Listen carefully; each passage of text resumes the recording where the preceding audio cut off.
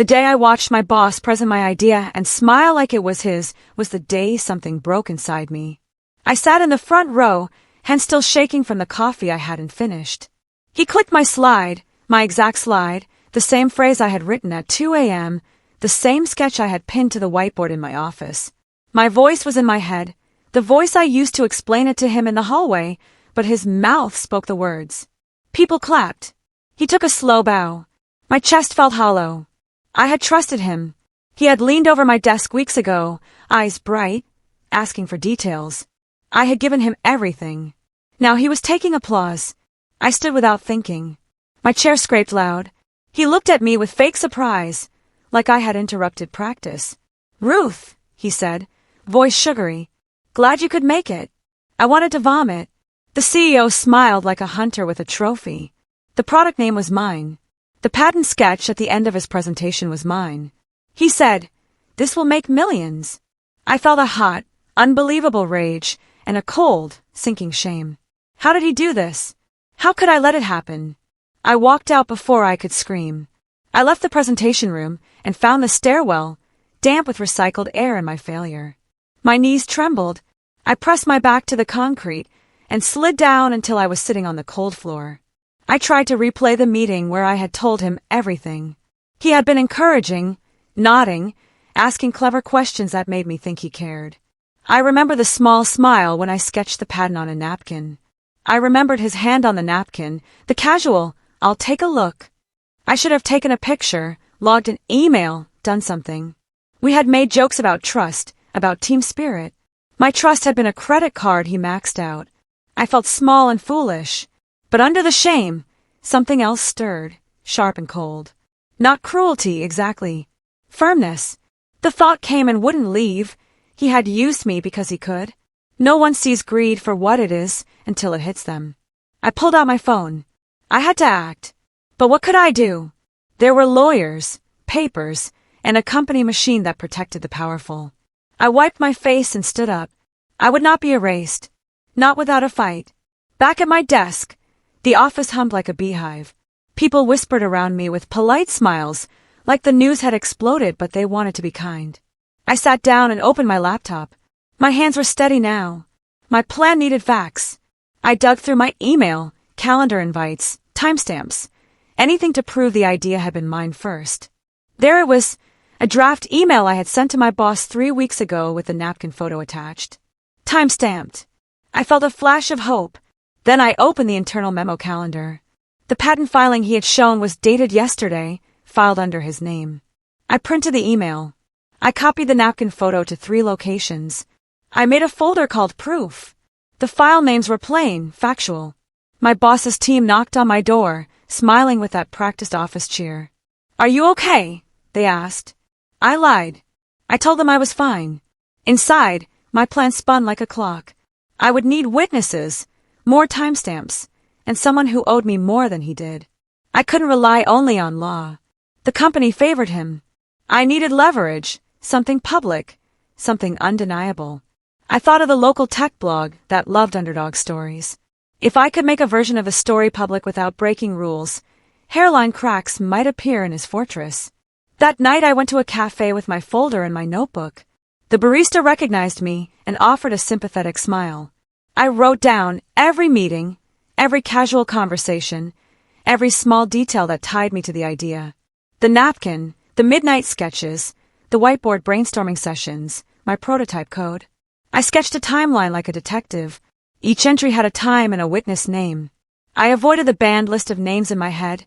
Small, silly rule, but it kept me focused. I thought of how gullible I had been, thinking a boss who said, "we" would actually mean we. On the table, my phone buzzed. It was a message from my friend and former coworker, Lila, who had left the company 6 months earlier. We had worked on smaller projects together. I texted quickly, "Need a favor. Can you meet tomorrow? Important." She replied with an immediate yes. I exhaled. Lila knew the team and had no love for my boss. If I could get a collaborator with inside knowledge, I might expose a pattern. I folded the napkin photo and tucked it into my notebook like a secret weapon. Lila arrived looking tired but fierce. She sat across from me, and I laid out the folder like a plan. Her eyes moved over the timeline and she hummed, impressed and angry. "He did this before," she said, voice low. "He takes ideas, tests them in private, then files alone." I hadn't known it was a pattern. She told me about a side project she'd once pitched that was quietly shelved, until 2 months later it was a company product with his name on it. "We couldn't prove it," she said. "But with your email and the napkin photo, there's a thread." We talked about strategy, legal counsel, public exposure, and the power of allies. Lila suggested tapping into the engineers who had helped build the prototype. Their commit logs would prove who wrote code first. I nodded. She offered to contact one quietly. I felt nervous letting someone else into my fight. Trust was thin after betrayal, but Lila's loyalty was solid. She pressed her palm on the napkin photo like a ritual. "We do this smartly," she said. "No petty revenge. We hurt him where it matters, his reputation and his money. But we don't become him." I agreed. The line between revenge and justice was narrow. We would walk it carefully. We dug into the code repositories that weekend. Lila used old access she had from before she left, and we found commit logs that revealed dates of key changes. Lines of code, comments, fingerprints of who had built core features. There were author tags with usernames, and some belonged to my team. There was one commit with a phrase I recognized, my shorthand for a unique function name I always used. The commit had my username and a timestamp 2 weeks before my boss's filing. I felt a rush of vindication, so strong it made me dizzy. This was concrete. Lila and I made copies and encrypted them, then placed copies in several secure cloud accounts. We printed a stack and slid it to the table between us. But the twist came when we discovered a second set of commits with another username, his. They appeared days later, with comments that mirrored my lines but adjusted.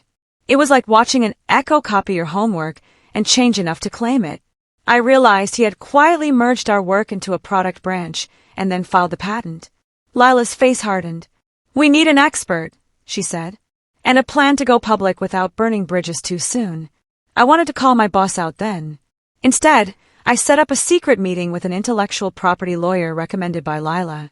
The next step would decide whether we fought in court or in the court of public opinion.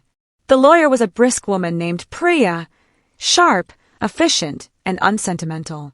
She asked for everything: emails, commits, the napkin photo. She smiled not with warmth, but with the satisfaction of someone who loves a good puzzle. After 2 hours, she leaned back and said, "You have a strong case for prior art and proof of authorship, but corporate legal teams can bury smaller claims with money." She outlined options: file a formal complaint with the company, start litigation, or expose the truth publicly. Litigation would be slow and expensive. Internal complaints could be stifled. Public pressure is fast, Priya said. It can lead to settlements and faster action, but it's risky. You must be ready for backlash. I asked what we could lose. She named reputational risk, financial costs, and personal stress. I thought of the hollow feeling from the presentation and felt my decision crystallize. We would move carefully, testing the waters without making outright accusations until we had an undeniable story. Priya agreed to help craft legal language that would protect us while preserving the option to go public. We were building a bridge between law and exposure, a smart fight. We built the narrative like a map. Priya helped us phrase facts without slander. Lila reached out to the engineer with the matching commit logs. His name was Marco, quietly, under the pretense of technical questions. Marco met us at a co-working space. He was nervous but honest. He confirmed the commit history and added a crucial piece. His chat logs showed the boss's direct messages ordering branches to be merged and suggesting patent language. The boss's fingerprints were everywhere. Marco handed over screenshots. We stored them in our secure folder. The tension rose when Marco admitted he was afraid to come forward openly, fear of losing his job, being blacklisted. I understood. The stakes were high. Priya advised us to gather a small coalition of witnesses willing to stay anonymous initially. We set up a secure Dropbox for whistleblowers. My heart pounded with each new file uploaded. We were threading a needle, exposing truth without burning careers. Then came an unexpected twist. An internal memo popped up in our feeds showing the company had paid a consultant to evaluate the product months before the filing.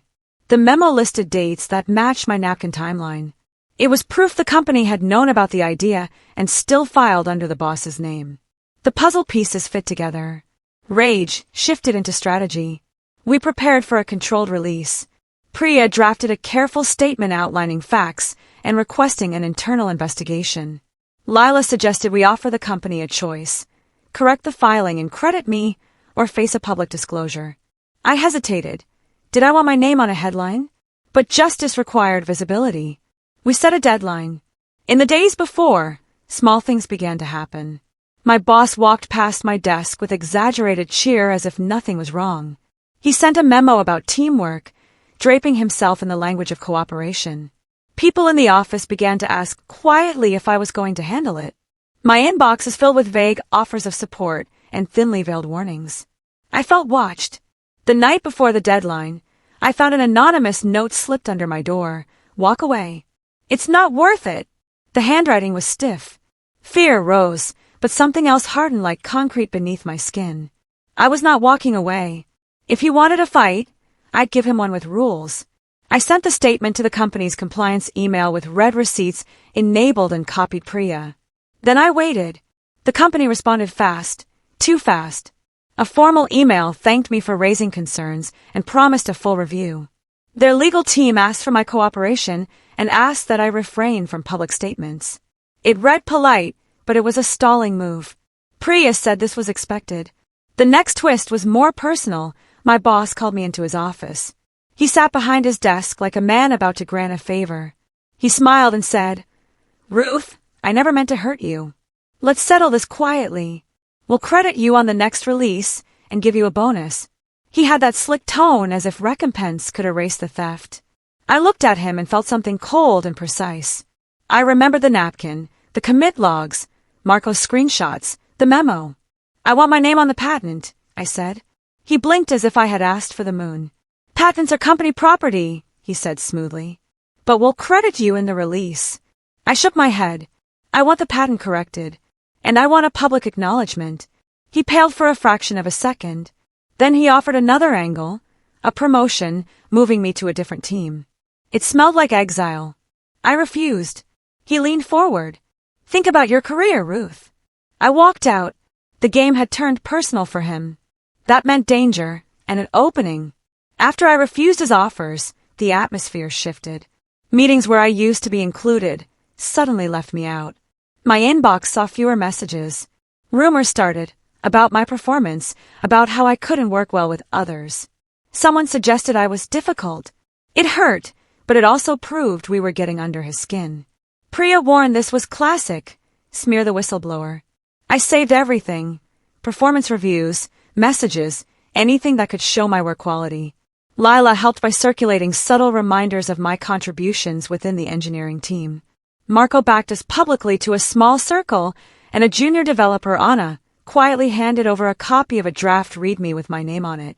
The twist came when my boss escalated legally. He sent a cease and desist warning through company counsel alleging I had violated confidentiality by distributing internal documents. The letter was heavy with legalese and threats. My stomach dropped. Priya countered quickly with a letter asserting my rights and the evidence of prior authorship. The battle lines were clear. We had escalated from moral to legal to personal. The office felt like a courtroom. I slept poorly that week, but each time doubt crept in. I would open the folder and see the napkin in my email, and the shame flipped into stubbornness. Public pressure wasn't my first move, but when the company's review stalled and their responses grew vague, we made the calculated decision to leak a carefully curated version of the facts to an independent tech journalist, Noah, who had covered corporate ethics. Priya vetted the piece to avoid libel. Noah's article landed like a thunderclap. Inside a startup's idea heist, employee claims boss filed patent alone. The piece laid out dates, email screenshots, commit logs, and anonymous quotes. It avoided naming the boss directly at first, but made the pattern clear. Social media picked it up. The story spread. The twist was immediate. Investors began asking questions. Stock murmurs started in the investment forums. The company issued a bland statement promising an impartial investigation. That was standard. But then something unexpected. Other employees started reaching out with similar stories. A rhythm built. victims telling similar patterns. The narrative shifted from one stolen idea to a culture problem. My inbox is filled with messages. "Thank you for speaking up," and "I almost left the company because of him." The momentum changed. The boss looked smaller in the following days, as if the sea had begun to erode his shore. Still, he fought back publicly using friendly pronouncements and subtle denials. The fight became louder, messier, and more dangerous. The boss hired a high-powered PR firm and began a counteroffensive. Their statement praised innovation and teamwork and implied the article had been misleading. My phone buzzed with both support and warnings. Priya advised us to prepare for a defamation attempt. We were not surprised when he filed for an injunction to prevent further leaks and demanded that Noah reveal his sources. The court papers felt like a weapon meant to intimidate, but the twist came in the courtroom depositions.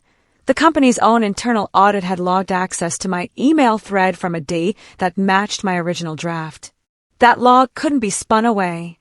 Priya released this detail to the journalist under protected status. The newsroom ran with it.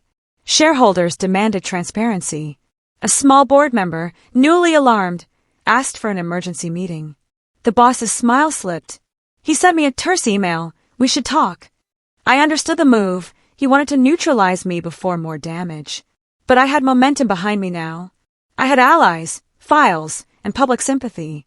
The stakes rose. It was no longer just about the patent. It was about who the company wanted to be. My friends warned me this could get darker. I braced for it. At the emergency board meeting, tensions flared. The boss presented a polished defense, full of confidence. He insisted the filing was legitimate and that any overlap could be explained by standard team contributions. The board asked tough questions. One junior board member, someone who had once been a coder himself, asked specifically about timelines and commit logs. Priya had prepared a packet for the board, and when I presented the napkin photo, the email draft, and Marco's chat logs, the atmosphere shifted like wind changing direction. The boss's jaw tightened.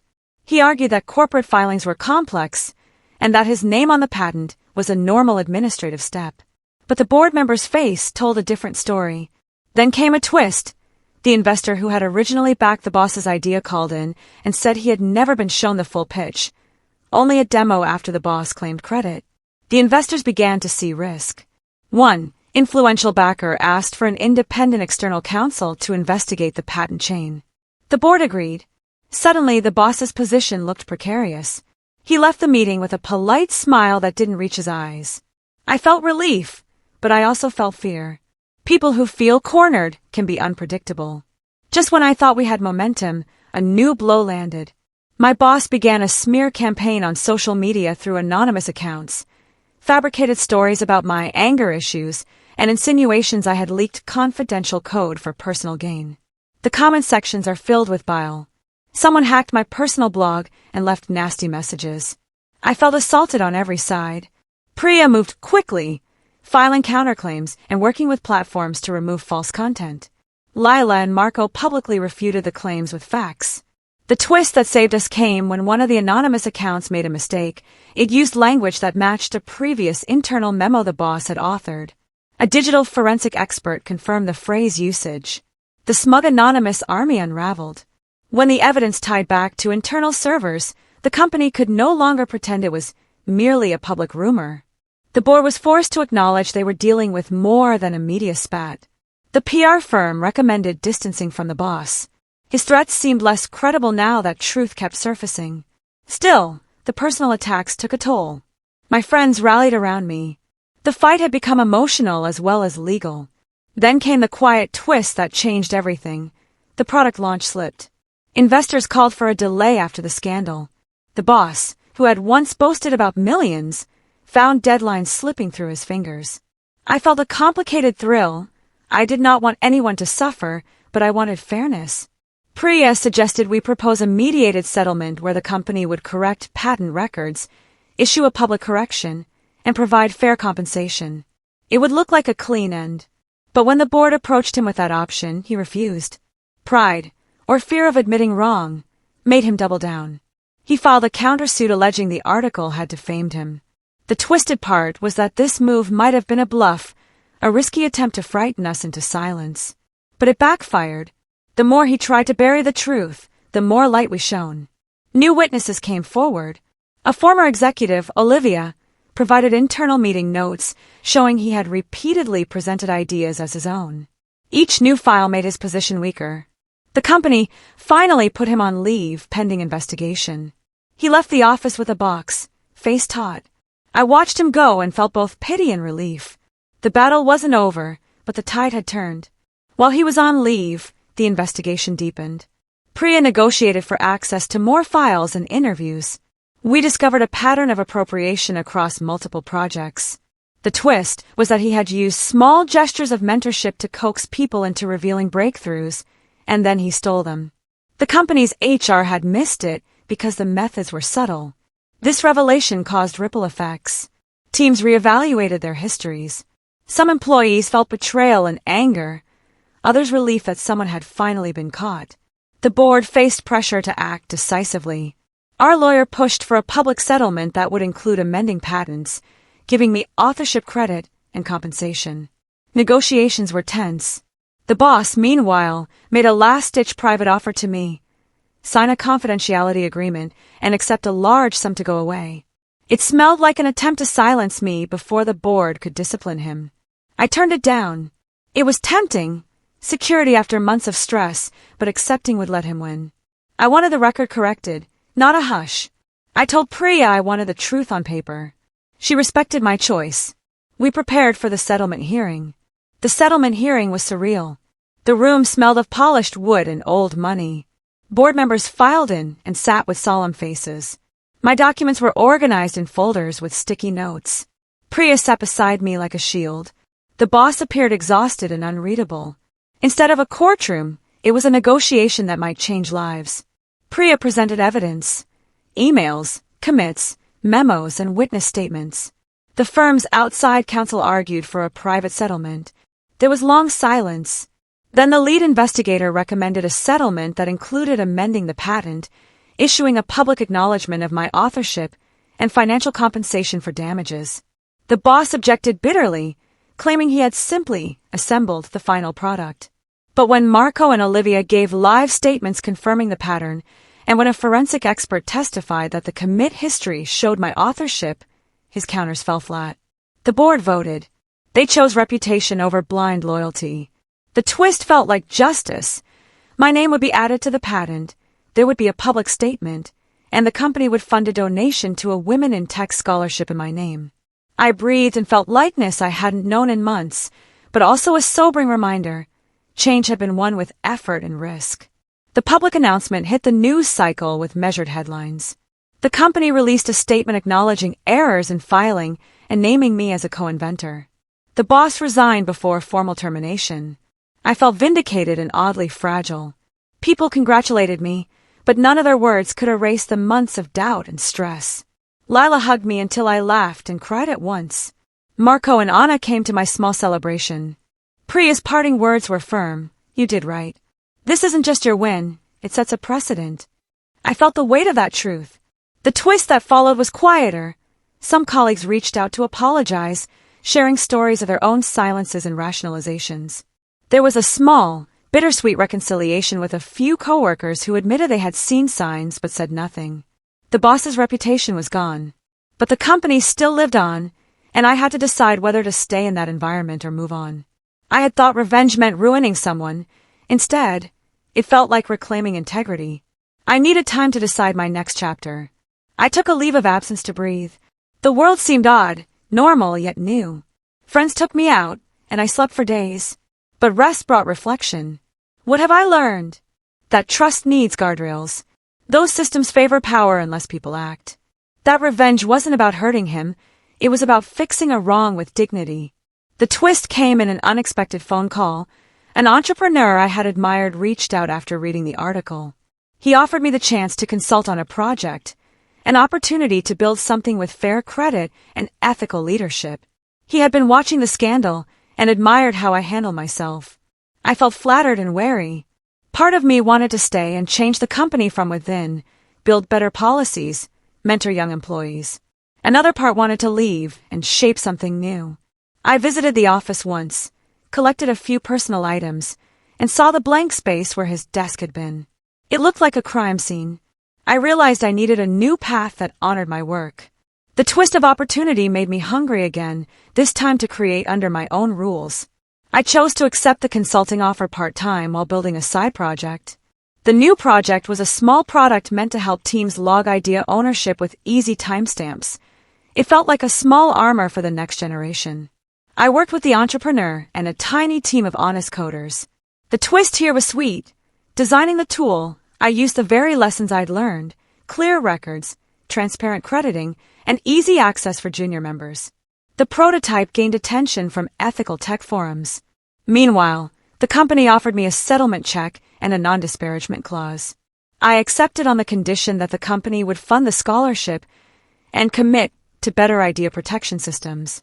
They agreed. I considered the settlement fair. Money wasn't the point, but it made me whole. I spent evenings coding and mornings consulting, and sometimes I remembered the boss's smug presentation. That memory turned less sharp as I poured energy into something that could prevent others from being stolen from. The project felt like quiet revenge, change that didn't scream but healed. As the months passed, the product prototype gained traction. Small firms began using it to timestamp brainstorms and share credit. My name appeared in interviews, not as a victim, but as a founder who fixed a problem. The twist I hadn't predicted was how healing it felt to mentor younger developers. I started hosting workshops teaching documentation, code commit etiquette, and ethical leadership. Students asked how I found courage. I told them the truth: fear, proof, friends, and patience. The scholarship in my name began receiving applicants. I read their essays and felt proud. The company slowly recovered under new leadership. They reached out privately to thank me for pushing them to change. I accepted their courtesy because the work mattered more than grudges. One evening, while cleaning old files, I found the napkin tucked inside a book. I smiled and put it in a frame. It reminded me that small things can start huge changes. The twist here was gentle approval. Life after the storm was calmer but richer. One night, months later, my old boss sent a message through a mutual contact. He wanted to meet, he said, to apologize. I almost deleted it. A part of me wanted to hear his voice explaining the cracks in his pride. Another part wanted to slam a door. I met him in a public cafe. He looked thinner, older, his posture less smug. He said, I was wrong. He talked about the pressure to deliver, the voice that told him to take shortcuts, the fear of failure. He asked if I'd ever consider working together again. My stomach twisted. I listened and felt a strange relief, an admission at last. The twist was not in forgiving him, but in how I responded. I thanked him for acknowledging the harm and told him the best path forward was learning and restitution, not collaboration. He nodded, and we parted with a small, awkward handshake. I didn't feel triumphant. I felt resolved. His apology didn't erase the past, but it showed that even those who do harm can be forced to reckon with it.